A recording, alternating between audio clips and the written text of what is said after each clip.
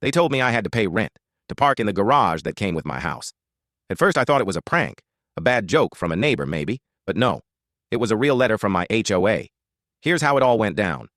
When I bought my house, one of the things I loved most was the attached garage. A clean, two-car garage, perfect for my truck, tools, and a little workshop space. It was clearly part of the property deed. My garage, my space, no question about it. But then one day, a notice appeared in my mailbox. Effective immediately, all garages are considered community-owned spaces.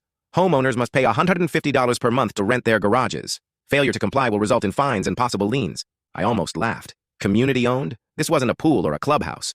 This was a garage literally attached to my house. But the HOA was dead serious. So, I pulled out my deed. The garage was listed right there, part of my property, fully owned by me. I even went to the county records office to double-check.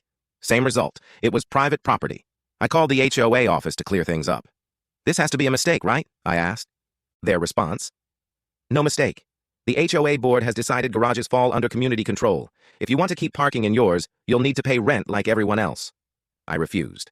Flat out. I'm not paying rent for something I already own. That's when the threats started. Daily fines, liens on my house, legal action if I didn't comply. So I hired a lawyer. He sent them a cease and desist letter, complete with copies of my deed and the relevant county laws.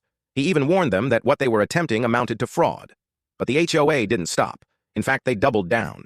They sent me another invoice for missed garage rent, this time with late fees tacked on. That's when I decided it was time to go public. I contacted a local news station. Within a week, the headline ran, "HOA tries to make homeowners rent their own garages." The story blew up. Reporters came to my house, filmed me standing in my garage, holding the violation letters. Neighbors started speaking up too. Some admitted they had been paying this so-called garage rent for years, hundreds, even thousands of dollars, all because they didn't know how to fight back. The outrage was immediate. Social media lit up. People couldn't believe an HOA would go this far. Comments poured in, "This is straight-up theft.